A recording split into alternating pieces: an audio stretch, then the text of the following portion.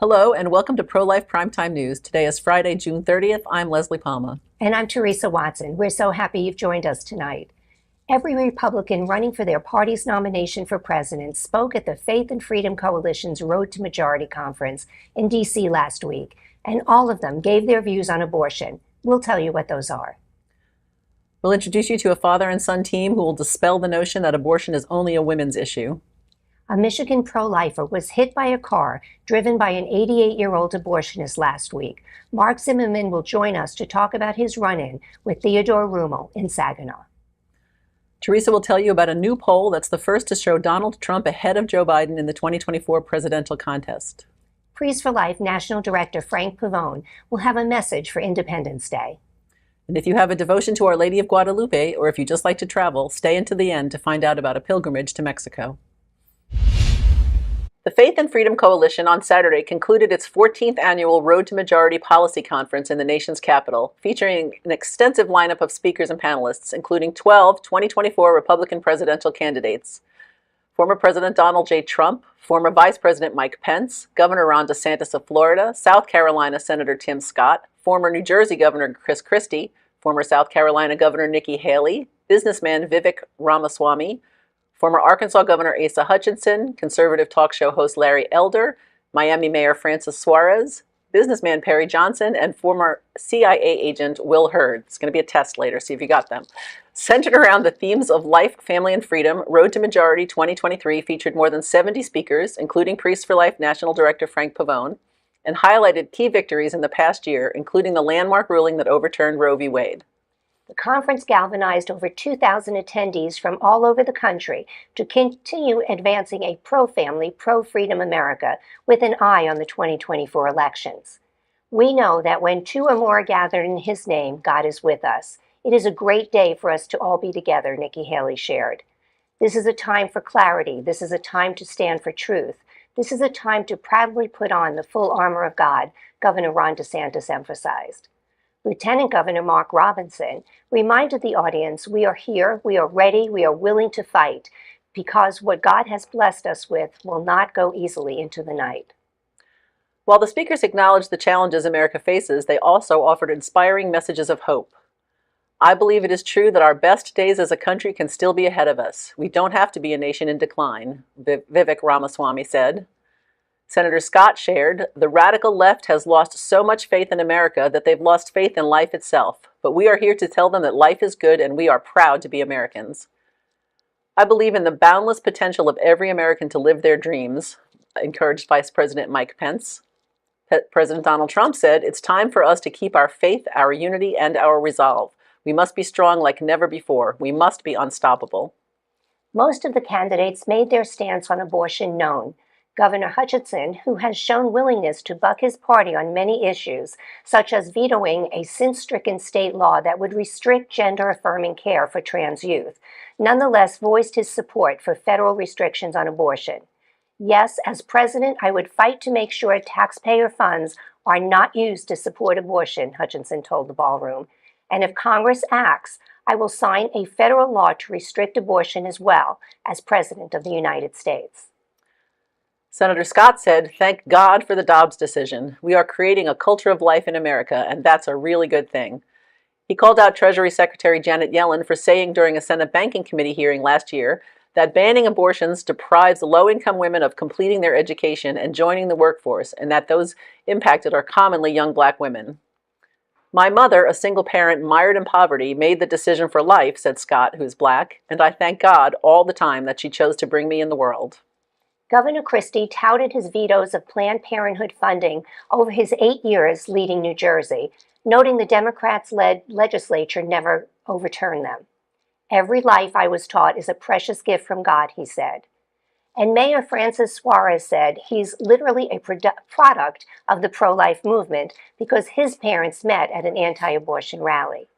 I want to also express my profound gratitude for God for the celebration of the anniversary of what historians will call the greatest day for defending life in our history, the overturning of Roe v. Wade. How many great people will be born in the future that can shape our world and can cure diseases who may never have been given a chance? American entrepreneur and presidential candidate Vivek Ramaswamy said, "My core values are the same values that this country was founded on. God is real, unborn life is life. I speak the truth, I do it without apology." Here's what VP Mike Pence had to say. And maybe most important of all, on this momentous weekend, I promise you, if you give me the privilege to serve as your president, we will stand every day without apology for the unalienable right to life. Men and women of faith and freedom, we stand on the eve of a historic anniversary in the life of our nation. I have to think this very conference itself might just be God's timing. I was talking to my friend Ralph Reed, and I said, "You picked good timing for the Road to the Majority Conference," and he said, "We booked this 2 years ago." I stand before you today with a grateful heart. After nearly 50 years of lost lives and broken hearts, 50 years of praying and fasting and marching and hoping, 1 year ago tomorrow, we will mark the first anniversary of the day that a conservative majority on the Supreme Court of the United States sent Roe versus Wade to the ash heap of history where it belongs.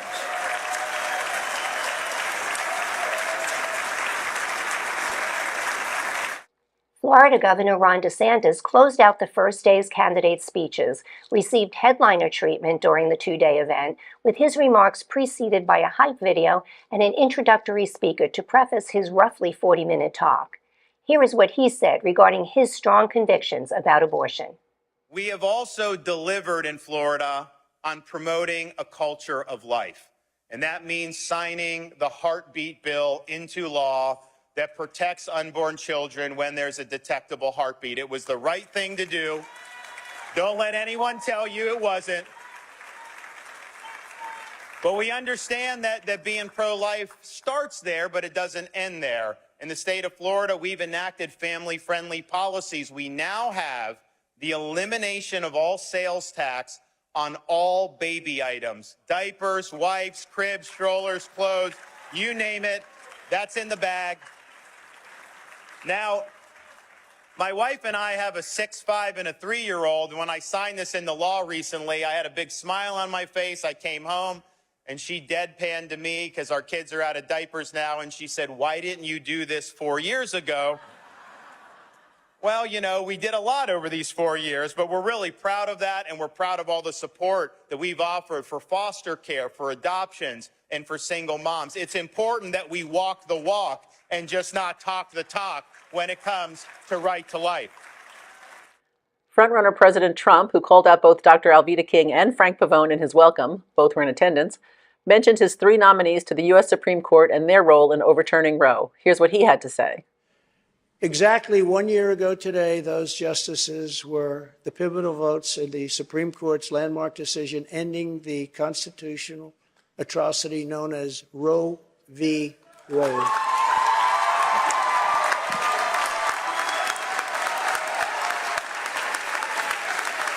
Right.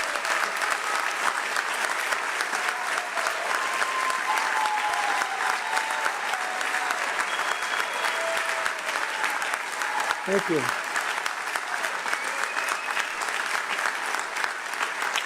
Conservatives had been trying for 50 years, exactly 50 years. Amazing that today is the day. I don't know. Did you set this up on purpose? Was that done purposely? This is the day, 1 year. I mean, today is the birthday of that decision. Did you do that? I mean, it wasn't just by a fluke, right? I assume you did. Whether you did or not, this is the birthday, so it was pretty good. And Ralph's birthday, too. That was set up, too. Something strange is going on here. You know what they'll say? It's Trump's fault. Trump's fault. But I got it done, and nobody thought it was even a possibility. They've been fighting. Good people, strong people, smart people have been fighting for 50 years, and it never even came close to getting done. I don't believe they've ever even taken a vote. I mean, never even came close. It was something that wasn't going to happen. I got it done. I get a kick out of these candidates and even the other side. Well, I don't know. I think I'm more pro-life. I'm this. And somebody stood up, a woman stood up and said, This guy ended Roe v. Wade. How the hell can you go against him? And I sort of said that myself, actually. But I'm proud to be the most pro-life president in American history. I'm proud.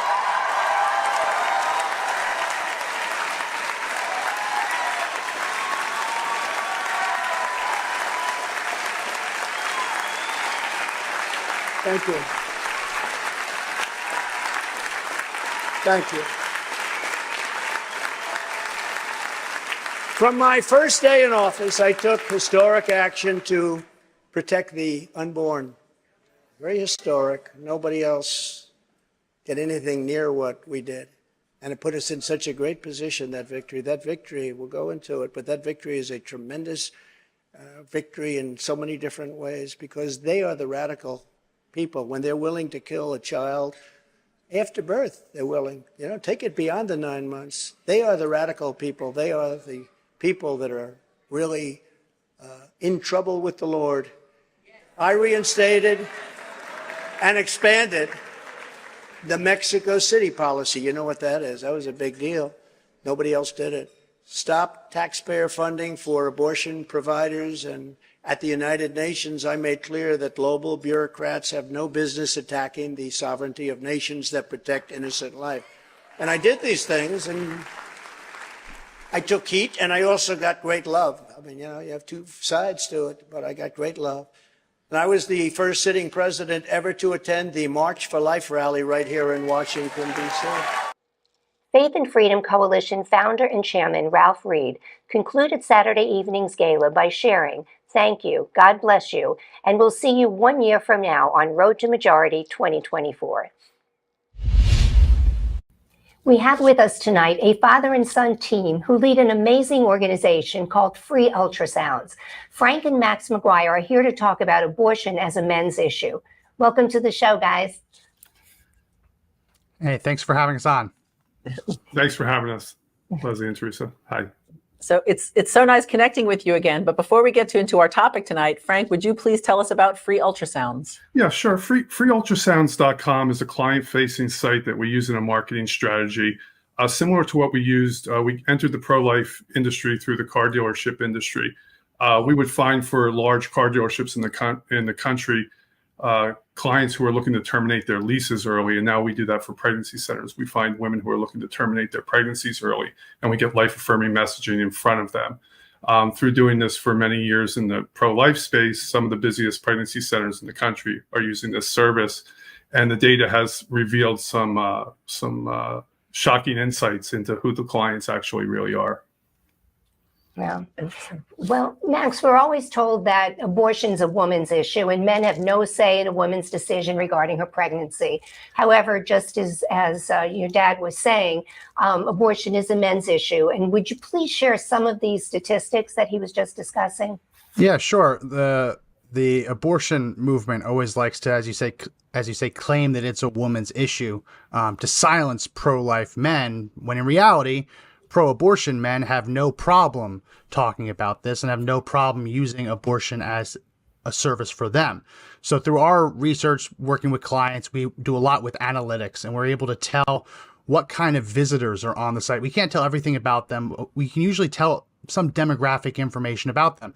And what we've seen looking at analytics for both abortion facilities that Google provides and our own pregnancy center clients is that an uncomfortable percentage of men are actually the people visiting these sites looking for abortions. Depending on the city, you can see 50, 55, upwards of 60% of site visitors going to places like Planned Parenthood or even pro-life pregnancy centers are men. And we know that these are not the pregnant woman's father, right? They may be the boyfriend, they might be the husband. We know that they're not like the father over them. And the other uncomfortable data that we've seen is their ages tend to skew higher than what you would expect to see from someone being in a relationship with a woman seeking an abortion. We're talking about men who are 30, 40, 50 plus years old, not what you tend to expect to see from the baby's dad influencing the decision making. And they're not parents, right? Because we know from the data that we've seen from studies that women, when they choose to get an abortion, tend to not tell any male relatives. So the real question is, who are these men? And it gets really uncomfortable the more you dig into it. Yeah. So, Frank, could you dig into it a little bit and tell us the horrific reality that this might be indicating? Yeah. Well, the horrific reality would be that these abortion facilities are set up as abortion as a service for the trafficking industry and the sex industry, so to speak. The males that are on these sites, it is uncomfortable. You can look at other sites like Ulta or Lululemon, and the demographics are just what they're supposed to be, right? 20-year-old to 30-year-old females. But when you go on to these abortion facility sites, it's 35 to 55-year-old men. Same thing happens when we turn up pregnancy centers and we start to target this group of people. We find that the demographics on their sites start to change as well to where there's males. But the shocking thing about it is that if you have one of these facilities in your neighborhood, when they're bringing these women in there for their abortions, and if they are in the trafficking industry, what do you think that they're possibly doing while they're in there for their 3-hour appointment? They're cruising the neighborhood looking for new victims. So as the abortion industry tries to expand into other states, we really don't want them to, because what comes with them is the trafficking industry and all the things people don't want to talk about. But the data is in the data. You can see it in the data that it's active, it's there. And I really consider abortion facilities, abortion as a service for males before it's women's health. Wow. Well, Max, you as an organization has changed your messaging after realizing the validity of the statistics that you just stated. So what are you doing now? Sure. So predominantly when we work with the pregnancy center, we're obviously marketing towards pregnant women who are considering abortion. But the people that can fall into that algorithm can often be men as well, because they are researching abortion the same as you would see a woman research them. So what we've tried to do is, when we can, we've tried to tailor ads specifically for men. So with women, it's a simple message. You might not need an abortion. Go to a pro-life pregnancy center, get an ultrasound to see if you even have a viable pregnancy. With men, it's a similar thing, but instead of it being that, hey, you might not need an abortion, with men, we try to deliver messages to them saying, hey, you might not need to pay for an abortion. And what we've seen is that tends to be the messaging that works, since they're obviously not going to be the ones experiencing the abortion. They don't want to, if they can avoid it, they don't want to have to pay for it. So that's the kind of messaging that we've leaned into and tried to deliver to these men abortion decision makers, the people who are pressuring women into getting abortions. And we know that they are pressuring women, right? There was a study not too long ago that shows somewhere around 74% of women reported that they were pressured at least in some way into getting an abortion. So we know that this pressure is happening. We know that men are the ones doing the pressuring. It's not always men. A lot of times it is women too. It can be a mother figure in a woman's life. But we know that they are doing the pressuring. So we're trying to interrupt that user journey, that pressure campaign, and to make them realize, hey, you might not even need to pay for this. And when you start bringing their wallets into this, we've seen pretty good success with that. Well, we're thinking about the neighbors around these abortion centers like Planned Parenthood. Do you think they have any idea what's going on, that there's human trafficking victims being aborted there? And how do you think they would take that? Yeah, I don't think they're aware of it. As we talk to people, they become shocked at it, and we tell them, if you're not targeting the males in the abortion industry, you're missing the majority of the market, because that's who the influencers are. But yeah, like we said before, if you have one of these facilities in your neighborhood, these are not good people who are driving these women to these appointments. They're not the dads. They're not the fathers of the baby. They have pressure and they have influence over these women. We've seen, even at the pregnancy center, when we ask them to look in the parking lot when the abortion-minded women come in, and almost 90% of the time there's a male sitting in the car. So it's shocking. I really think as abortion tries to push into states and expand into states, the public really needs to know that this is really an industry that's set up to support trafficking and the sex industry before it's women's health. What is the obligation, though, from the doctors or the people at Planned Parenthood? I mean, I know that they're selling abortions, but if a woman comes in, a lot of times a woman that's being trafficked, that might be their only escape, right? Is with medical Yeah. care. I mean, are they saying anything? What's going on there? So that is for a woman escaping trafficking or trying to escape trafficking. Talking to a doctor is one of the best ways to escape, because I mean, just lots of reasons. For one example is when it comes to courtrooms and legal proceedings, what someone says to a doctor tends to not be dismissed for hearsay reasons, right? So if a woman tells something to a doctor, that can be admissible in court because of that doctor-patient relationship. But what we see, and Live Action did an excellent undercover video on this, I believe 2010, 2011, looking at Planned Parenthoods, where they were going in and openly pretending to be child sex traffickers, and the Planned Parenthood employees were helping them get these young girls, actors, abortions. And when Planned Parenthood was called out on it, they promised that they were going to give training to these workers so that this wouldn't happen again. But there were whistleblowers that came out afterwards that said those trainings were actually on how to discover undercover conservative journalists, not how to recognize sex trafficked girls and pimps. So it's really pervasive in the abortion industry. And we know that they really don't have any intention on changing this. It's a huge profit center for them. Wow. Well, we can continue talking to you guys forever, but before we go, how can our audience get the word out about this? It seems like it's really not well known at all. Yeah, well, it's something you got to talk about, and it's uncomfortable to talk about, and people don't like to talk about it. We've seen Republicans not really like to talk about it. It's a very uncomfortable issue, but you have to talk about it. You have to make sure that this is front and center, and don't let them. They thrive on that anonymity, right? I mean, they want this to be just under the surface. So you got to talk about it, and you got to make sure that you spread this kind of information. All right. Well, thank you both so much for joining us and sharing this mind-boggling information. And we hope you'll come back as you keep uncovering more things that we need to know. For sure. Good to see you. Good to see you too. Thanks. Thank you. And please be sure to tune in next week when we have a guest who is a survivor of human trafficking. A pro-life activist in Michigan is continuing to recover from injuries he received when an 88-year-old abortionist ran him over. Mark Zimmerman was at his regular post outside the Women's Center of Saginaw when abortionist Theodore Rommel ran over his leg in the driveway of the abortion business. Then Rommel reversed and ran over him again.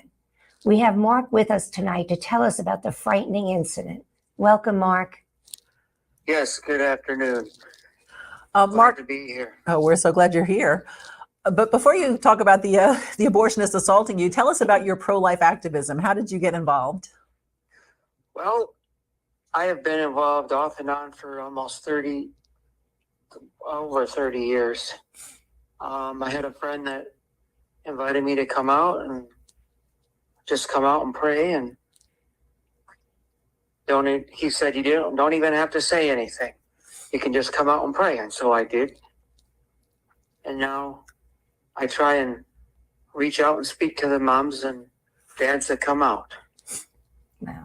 Well, that's great. So now, can you take us through last week's incident with Rommel? Okay. Well, it was last Friday, and I'm normally there a couple days a week, and so usually on a Friday, just come out and put up our signs and try and reach out to moms that come for their scheduled abortion that day. And there's only one entrance to the clinic, including the driveway. And so we usually just walk back and forth and try and stay out of the way of cars that are coming in. And try and hand out our gift bags with information.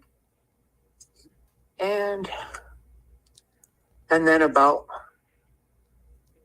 10:15, I was on one side and about 5 other Christians were on the other side of the driveway, and I turned to them, and we've been there enough. We know what kind of car that Theodore Rommel drives.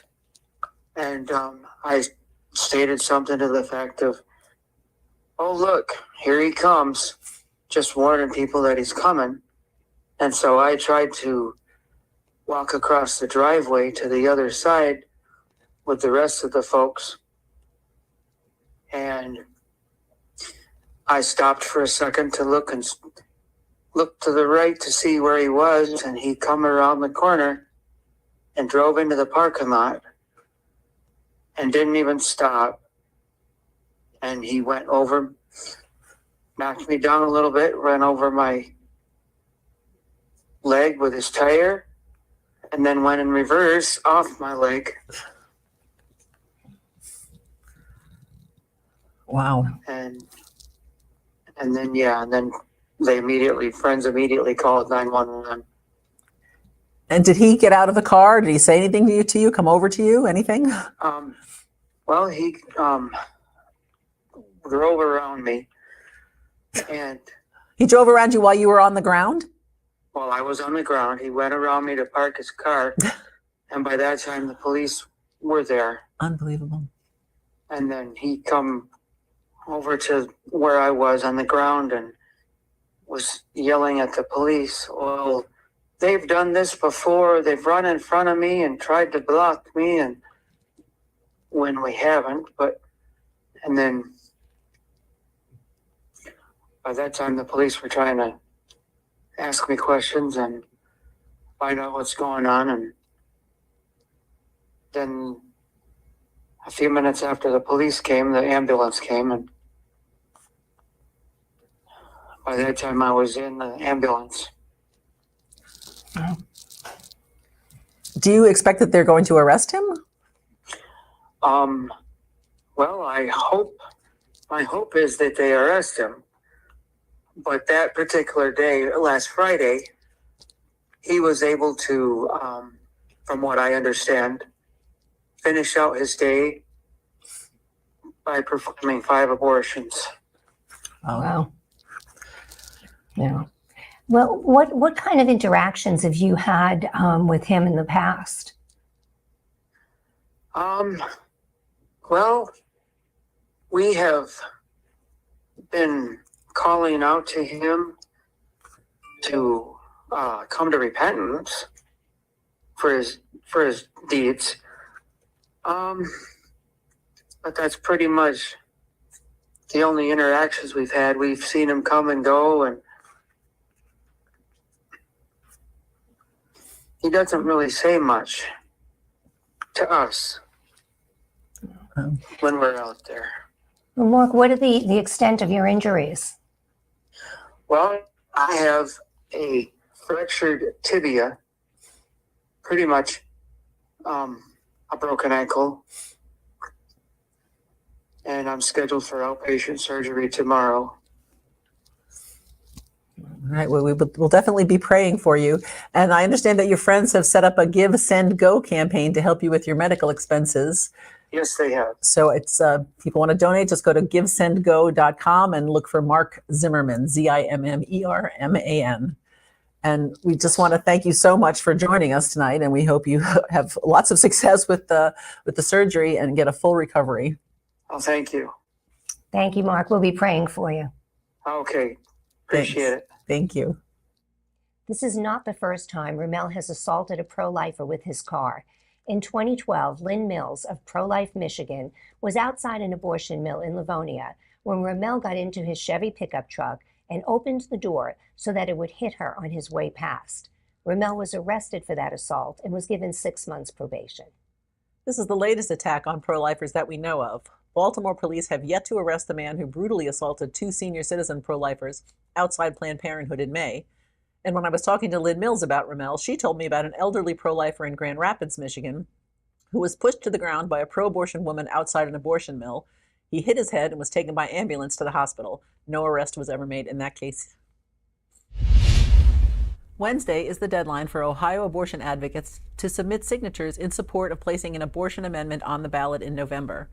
The amendment would repeal every pro-life law in the state and eliminate gestational limits on abortion. The effort requires 414,000 valid signatures.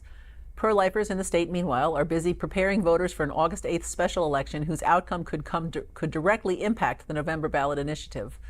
Voters will be asked if the percentage of votes needed to amend the Constitution should be increased to 60% from the current requirement of 50% plus one vote. Supporters say the change is necessary to prevent out-of-state pro-abortion groups from bankrolling the November initiative.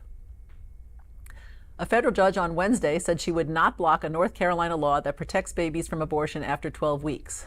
A challenge to the law brought by Planned Parenthood seems even less likely to succeed after legislators this week approved changes to the law that address many of the objections mentioned in the lawsuit. The revisions are awaiting a signature or veto from pro-abortion Governor Roy Cooper, but even if he does veto the bill, the Republicans have a veto-proof supermajority in both houses. Maine is on the way to eliminating all restrictions on abortion after the House and Senate both passed a bill that would allow abortion through all 9 months of pregnancy. Despite campaigning on a promise to leave abortion law as is, Governor Janet Mills introduced the bill and will sign it. Maine journalist Stephen Robinson said the bill is a major priority for Planned Parenthood, which spent $830,000 in the 2022 elections to support Mills and Democrats in the state legislature. The South Carolina Supreme Court heard arguments this week in Planned Parenthood's challenge to the state's heartbeat law, and according to Reuters news service, the justices seem open to allowing the law to be enacted. The court in January struck down an earlier heartbeat law, but the attorney for the state said in court this week that the new law emphasizes that women's choices include the ability to choose birth control and to test early for pregnancy. Justice John Few, who had voted against the earlier law, seemed open to that argument. I think it's a valid notion, he said, that the state, as part of its policy judgment, can say, we want you to start thinking about your choices early. South Carolina currently allows abortion through 22 weeks. New Mexico really wants women to abort their babies there. Abortion-loving Governor Michelle Lujan Grisham announced the establishment of a new hotline for women looking for abortion sellers. Registered nurses from the state health department will staff the hotline, which will be paid for with state tax funds. Florida, Illinois, North Carolina, Colorado, and California have been described as surge states as the number of abortions performed skyrockets in those areas. The hashtag WeCount project was developed to keep track of abortions in states where it is still legal after the fall of Roe v. Wade, and its leaders say the biggest increases are in states adjacent to those that have banned abortion. Florida's northern neighbor, Georgia, has a heartbeat law in effect, and to the northwest, Alabama has a near total ban in effect. Florida has passed a heartbeat bill, but it has not yet been enacted. And finally, Father Fidelis Majinski, a member of the Red Rose Rescue, was sentenced to 6 months in prison for blocking the entrance to a Long Island Planned Parenthood killing center last year. According to court testimony, during the one-man rescue action, Father Fidelis placed multiple locks on the gate leading into the only entrance of the facility. Once the locks were cut off by the local fire department, Father Fidelis physically lay in the driveway, obstructing cars before being taken into custody by local police. Red Rose rescues involve pro-life advocates peacefully entering an abortion facility and offering information and encouragement to the women inside. Some pro-life advocates refuse to leave the facility until forced to do so by law enforcement. They believe that by refusing to leave, they are acting in solidarity with the unborn babies who are scheduled to be killed by abortionists. And that's Abortion in the News. The Supreme Court on Monday dismissed Louisiana's appeal seeking to prevent the state's congressional map from being redrawn over claims that it unlawfully dilutes the influence of black voters. The move via a brief unsigned order was expected after the Supreme Court's ruling on June 8th that buttressed a key part of the landmark Voting Rights Act in a similar case concerning congressional districts in Alabama. The court order noted that the case should be resolved in lower courts in advance of the 2024 congressional elections in Louisiana. The case will now move forward in the New Orleans-based 5th U.S. Circuit Court of Appeals. Former President Donald Trump has not indicated if he plans to participate in the first GOP primary debate in August, raising questions about whether the former president plans to watch from afar or attract the spotlight elsewhere. Trump has repeatedly hinted he won't participate in the primary debates, often pointing to his substantial lead in the polls to argue his presence would be unnecessary. The former president has even suggested options for counter-programming to compete with the first debate, according to NBC. Trump's absence on the debate stage could negatively affect the Republican National Committee as well as Fox News ratings, as it would deprive the event of the party's most prominent figure. As a result, several advisors and close allies have been pushing the former president to agree to debate. Trump has not made a final decision on the matter, and a spokesperson for the former president did not respond to a request for comment by the Washington Examiner. Meanwhile, the former president lashed out against Fox News, which is set to moderate the debate, for its lack of coverage of his campaign events. Trump accused the outlet of ignoring his speeches while still relying on his debate participation to increase ratings. So Fox News, which is down 37% in the ratings, doesn't cover my Getting the Man of the Decade award because of my great trade policies in Michigan or my keynote speech for faith and freedom in D.C., and then wants me to show up and get them ratings for their presidential debate, where I'm leading the field by 40 points, Trump said in a Truth Social post. Sorry, Fox News, life doesn't work that way. Trump could also be hesitant to join the stage due to requirements issued by the RNC to qualify for primary debates, including one stipulation to pledge support for the party's eventual presidential nominee.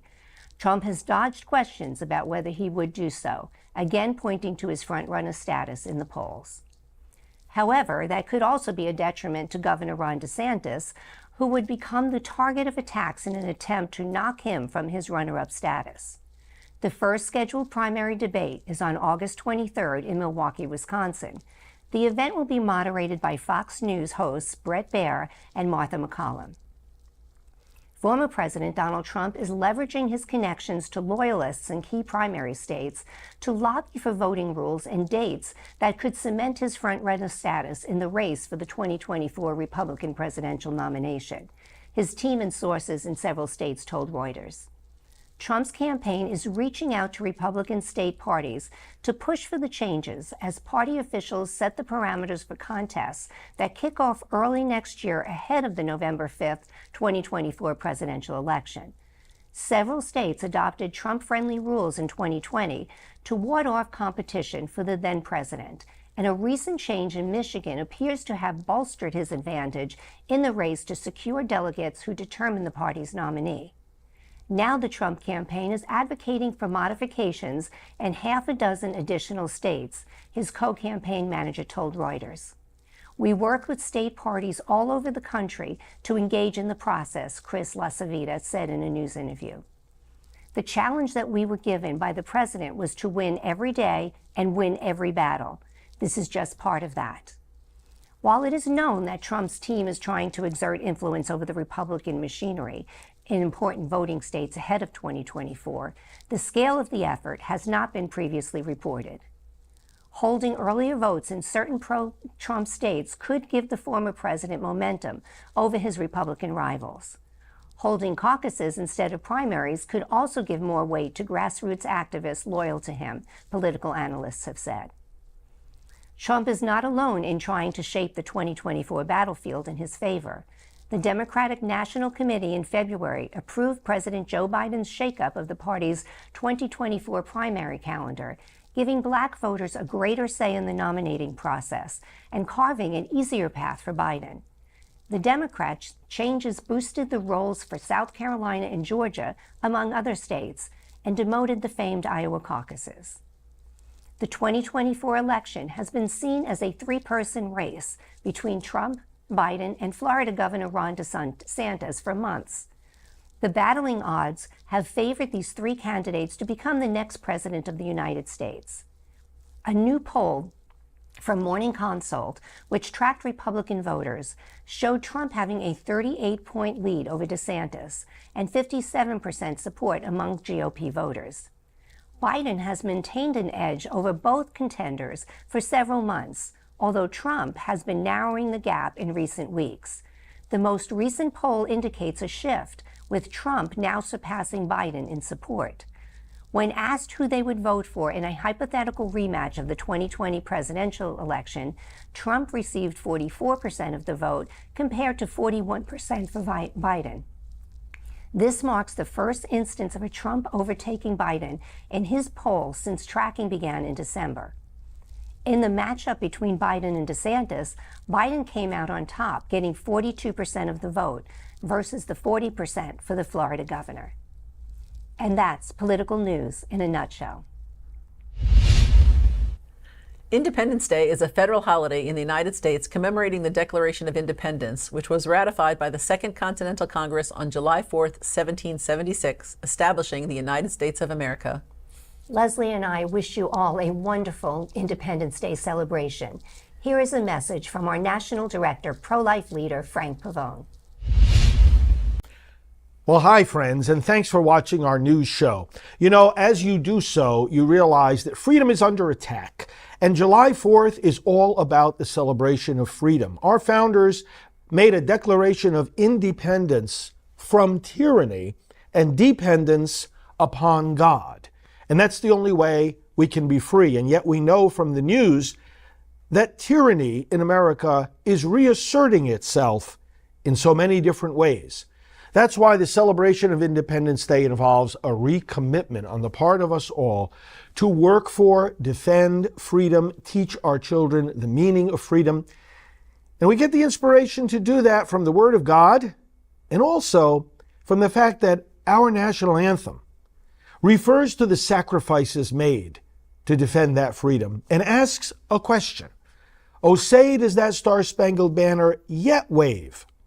Or the land of the free and the home of the brave? It's a question. It's a question that contains a summons and a challenge. It's a question asking us whether we, today, are making the same sacrifices as our founders made and were willing to make, even to the point of giving their lives, sacrificing their reputations, their possessions. Are we sacrificing today for that same freedom? And may the Lord grant that the answer to that question will always be yes. That star-spangled banner does still wave, or the land of the free and the home of the brave, because we, inspired by the Spirit of God and guided by His Word, and united with one another, are defending that gift of freedom, which says that no human being can rule over another, and that everyone, born and unborn, must have under the law the freedom to live, to grow, and to prosper. Happy Independence Day. God bless you.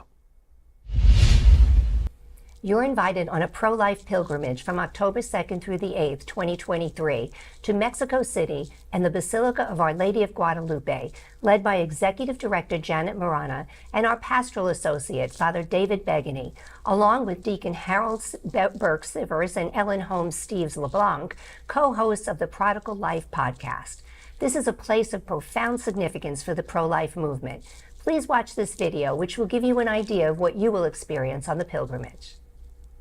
For Catholic pro-life people throughout the world, Our Lady of Guadalupe is honored as the patroness of the unborn and of the pro-life movement. She experienced an unplanned pregnancy. She chose life. This October 2nd to 8th, you have an opportunity to go to the location where Our Lady appeared to Saint Juan Diego. You'll be able to see the actual tilma of Juan Diego on which Our Lady left her miraculous image, and thanks to which the practice of human sacrifice was ended among the Aztecs and millions came to Christ. Priest for Life Executive Director Janet Marana and Pastoral Associate Father David Begany will be among the presenters, as will Deacon Harold Burke Sievers. The pilgrimage will take you to astonishingly beautiful churches and special places like Puebla. Aside from the spiritual refreshment and peace a trip like this brings amidst the insanity of this culture of death, the biggest benefit of joining this pilgrimage is that you'll be with like-minded people from morning to night. This will reinforce your already strong commitment to Christ and to the unborn, and forge relationships that will last a lifetime. Sign up at prolifepilgrimage.com.